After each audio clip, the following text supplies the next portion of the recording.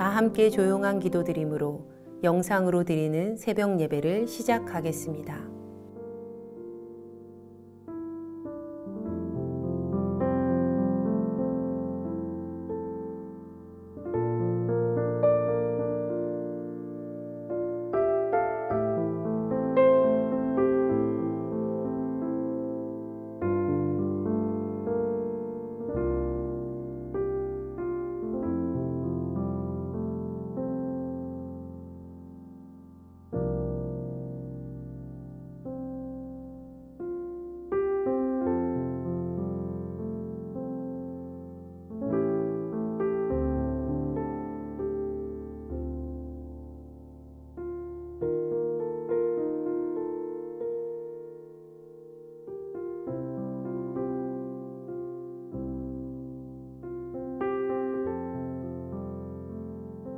이제 주님 앞에 우리의 죄와 연약함을 고백하며 정결한 마음을 얻기 위해 기도합니다.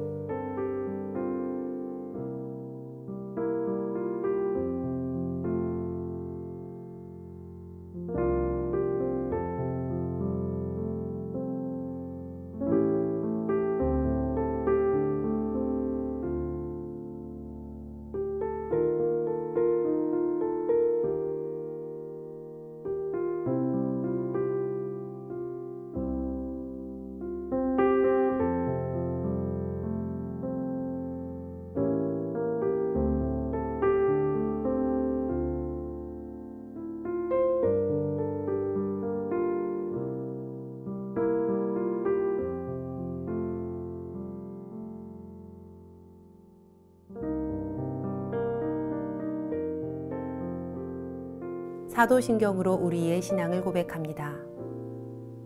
전능하사 천지를 만드신 하나님 아버지를 내가 믿사오며 그 외아들 우리 주 예수 그리스도를 믿사오니 이는 성령으로 잉태하사 동정녀 마리아에게 나시고 본디오 빌라도에게 고난을 받으사 십자가에 못 박혀 죽으시고 장사한 지 사흘 만에 죽은 자 가운데서 다시 살아나시며 하늘에 오르사 전능하신 하나님 우편에 앉아 계시다가 저리로서 산 자와 죽은 자를 심판하러 오시리라. 성령을 믿사오며 거룩한 공회와 성도가 서로 교통하는 것과 죄를 사하여 주시는 것과 몸이 다시 사는 것과 영원히 사는 것을 믿사옵나이다. 아멘.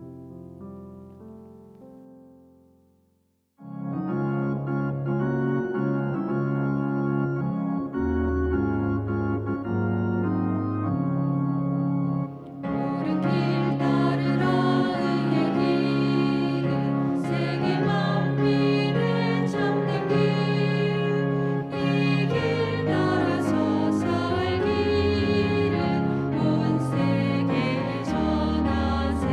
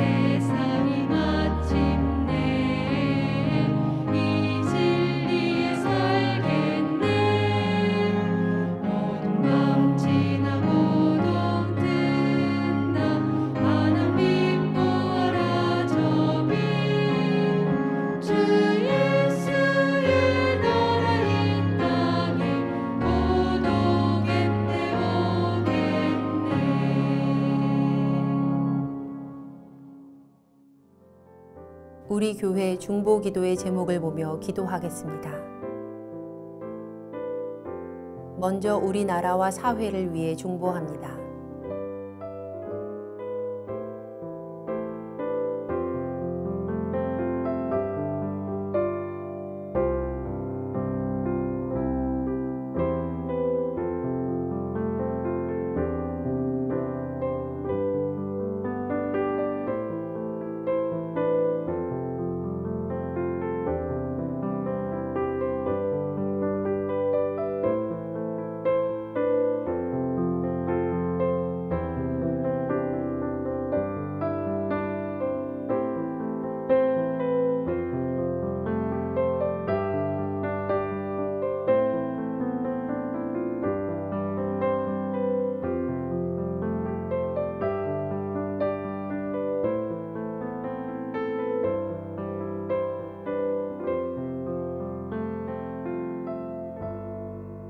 우리 교회와 진행 중인 리모델링을 위해 중보합니다.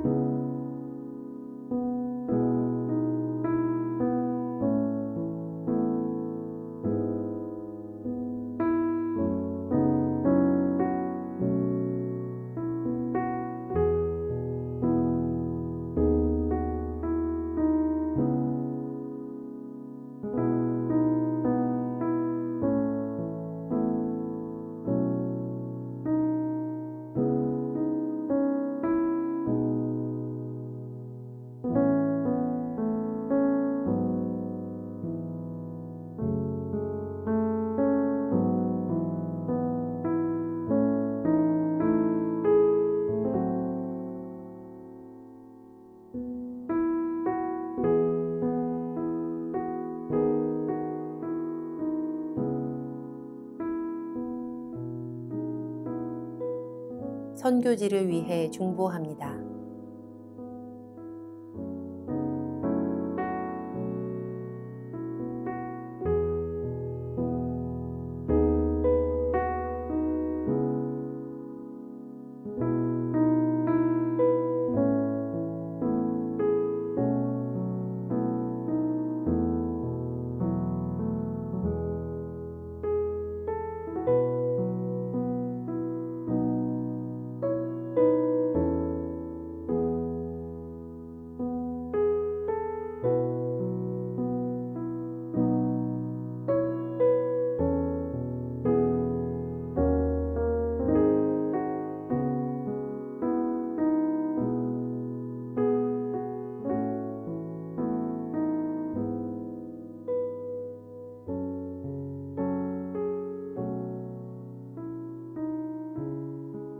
공동 기도문을 보며 한 목소리로 마무리 기도하겠습니다. 우리의 기도를 들으시는 하나님, 이 새벽 하루의 첫 시간을 주님께 드리게 하시니 감사합니다. 우리가 겸손히 마음을 모아 중보하오니 하나님의 선하심과 인자하심을 따라 가장 선한 것으로 응답하여 주시옵소서. 모든 중보의 제목이 하나님의 계획하심을 따라 간증의 열매로 맺힐 것을 믿습니다. 이제 하나님의 말씀을 묵상할 때 주의 자녀들에게 듣는 귀를 허락하시고 하나님의 놀라운 뜻을 깨닫게 하여 주시옵소서. 우리를 구원하신 예수님의 이름으로 기도합니다. 아멘. 오늘 우리에게 주시는 하나님의 말씀은 이사야 63장 1절에서 14절까지의 말씀입니다. 에돔에서 오는 이 누구며 붉은 옷을 입고 보스라에서 오는 이 누구냐? 그의 화려한 의복, 큰 능력으로 걷는 이가 누구냐? 그는 나이니 공의를 말하는 이요 구원하는 능력을 가진 이니라. 어찌하여 내 의복이 붉으며 내 옷이 포도즙 틀을 밟는 자 같으냐? 만민 가운데 나와 함께한 자가 없이 내가 홀로 포도즙 틀을 밟았는데 내가 노함으로 말미암아 무리를 밟았고 분함으로 말미암아 짓밟았으므로 그들의 선혈이 내 옷에 튀어 내 의복을 다 더럽혔음이니 이는 내 원수 갚는 날이 내 마음에 있고 내가 구속할 해가 왔으나 내가 본즉 도와주는 자도 없고 붙들어 주는 자도 없으므로 이상하게 여겨 내 팔이 나를 구원하며 내 분이 나를 붙들었음이라. 내가 노함으로 말미암아 만민을 밟았으며 내가 분함으로 말미암아 그들을 취하게 하고 그들의 선혈이 땅에 쏟아지게 하였느니라. 내가 여호와께서 우리에게 베푸신 모든 자비와 그의 찬송을 말하며 그의 사랑을 따라 그의 많은 자비를 따라 이스라엘 집에 베푸신 큰 은총으로 말하리라. 그가 말씀하시되 그들은 실로 나의 백성이요 거짓을 행하지 아니하는 자녀라 하시고 그들의 구원자가 되사 그들로 모든 환난에 동참하사 자기 앞에 사자로 하여금 그들을 구원하시며 그의 사랑과 그의 자비로 그들을 구원하시고 옛적 모든 날에 그들을 드시며 안으셨으나 그들이 반역하여 주의 성령을 근심하게 하였으므로 그가 돌이켜 그들의 대적이 되사 친히 그들을 치셨더니 백성이 옛적 모세의 때를 기억하여 이르되 백성과 양떼의 목자를 바다에서 올라오게 하신 이가 이제 어디 계시냐? 그들 가운데에 성령을 두신 이가 이제 어디 계시냐? 그의 영광의 팔이 모세의 오른손을 이끄시며 그의 이름을 영원하게 하려 하사 그들 앞에서 물을 갈라지게 하시고 그들을 깊음으로 인도하시되 광야에 있는 말같이 넘어지지 않게 하신 이가 이제 어디 계시냐? 여호와의 영이 그들을 골짜기로 내려가는 가축같이 편히 쉬게 하셨도다. 주께서 이와 같이 주의 백성을 인도하사 이름을 영화롭게 하셨나이다 하였느니라. 함께 말씀을 묵상하겠습니다.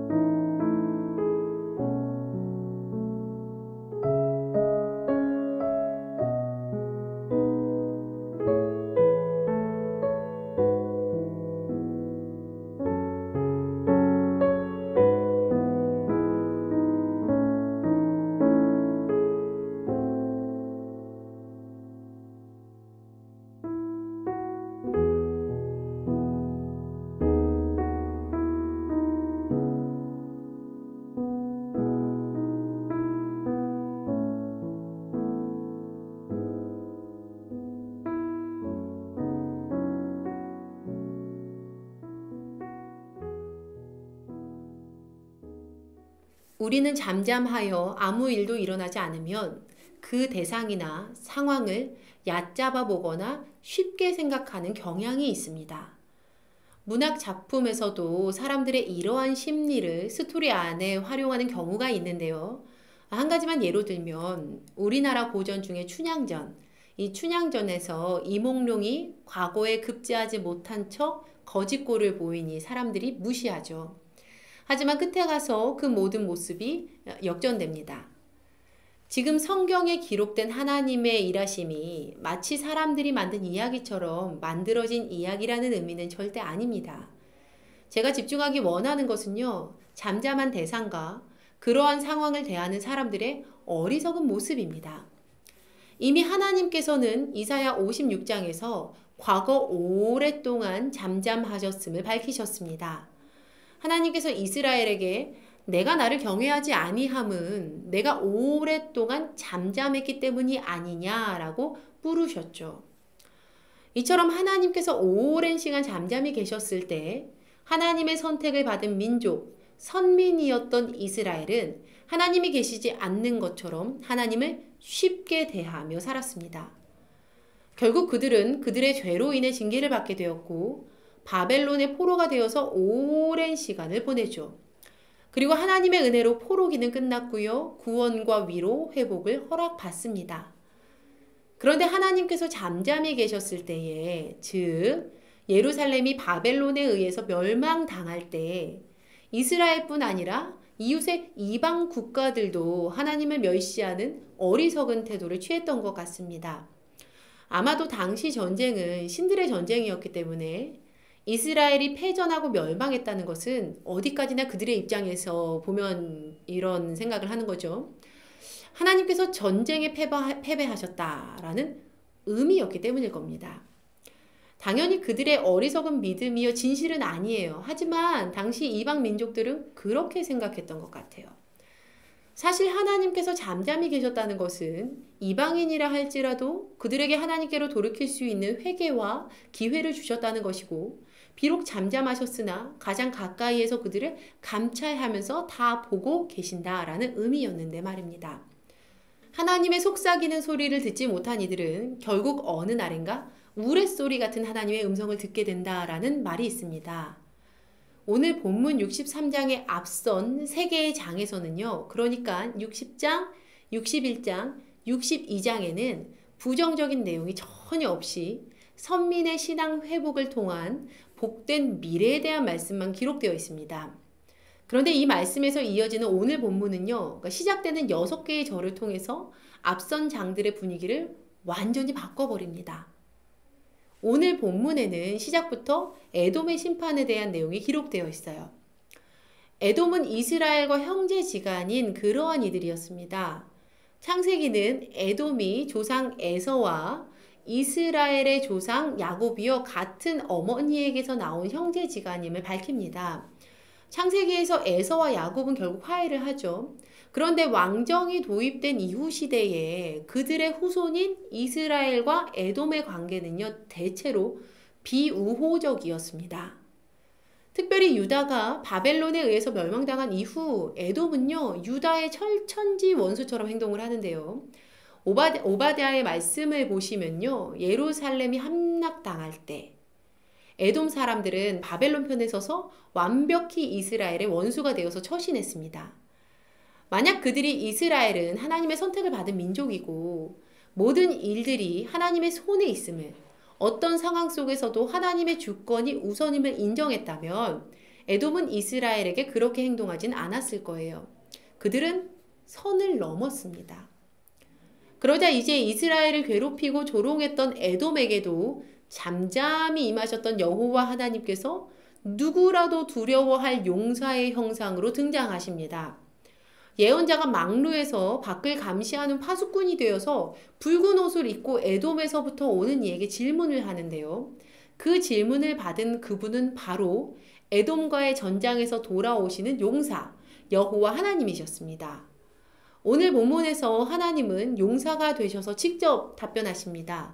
1절에서 6절까지 이 하나님의 말씀은요, 철저하게 심판의 집행에 초점을 맞추고 있습니다. 그러니까 에돔이 심판받는 이유에 대해서는 언급하지 않는다는 거예요. 결국 그들은 오랜 시간 동안 잠잠하셨던 하나님께 우레소리 같은 외침, 그 우레소리 같이 외치시는 진노의 심판 앞에 서게 되었습니다. 이처럼 1절에서 6절까지는요, 에돔을 향한 하나님의 두려운 심판의 말씀이었습니다. 그리고 이제 7절부터 다시 분위기가 바뀌는데요. 7절부터 14절까지는 과거 여호와 하나님께서 이스라엘 자손에게 베푸셨던 구원과 사죄에 대한 회상의 내용입니다. 이스라엘은 심판을 받은 후에야 하나님께서 하신 일과 그분의 사랑이 기억났습니다. 하나님께서는 꾸준히 그분의 자녀들에게 불변의 사랑을 베푸셨고요. 징계 가운데에서도 용서와 사랑을 허락하셨습니다. 비록 하나님의 자녀들도 연약함으로 인해서 범죄하고 징계를 받았으나 그들은 하나님의 자녀였기 때문에 그때에도 하나님께 호소할 수 있는 힘을 얻었습니다. 그러나 에돔은요, 도와주는 자가 아무도 없었어요. 5절 말씀에 도와주는 자도 없고 붙들어주는 자도 없는 상태에 거했습니다. 그러나 하나님의 자녀들에게는 13절 말씀에 그들을 기품으로 인도하시되 광야에 있는 말같이 넘어지지 않게 하신 이가 계셨습니다. 바로 여호와 하나님이셨어요. 그리고 하나님께서는 사랑과 자비를 베푸심으로 이스라엘이 넘어진 자리, 실패한 자리에서 다시 일어서도록 하셨습니다. 이제 오늘 설교를 마무리하겠습니다. 오늘 말씀은요, 에돔의 심판과 이스라엘의 구원 역사의 회고, 이 두 축으로 구성되어 있습니다. 에돔은 하나님께 철저한 심판을 받았으나 도움을 호소할 곳이 없었습니다. 하지만 징계를 받았던 이스라엘이었지만 그들은 하나님 앞으로 다시 나갈 수 있었어요. 왜냐하면 이스라엘은 하나님의 백성이었기 때문이었습니다. 이와 같이 우리 성도들에게는요, 변치 않는 하나님의 인애가 있습니다. 그 하나님의 인애가 있기 때문에 언제 어디서나 우리는 다시 일어설 수 있습니다. 오늘 하루 이 믿음을 고백하며 살아가는 주님의 자녀들이 되시기를 주님의 이름으로 간절히 축원합니다. 기도하겠습니다.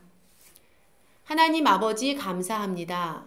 우리를 하나님의 자녀로 삼아주시고 하나님의 자녀에게 허락하시는 풍성한 은혜를 주시니 감사합니다.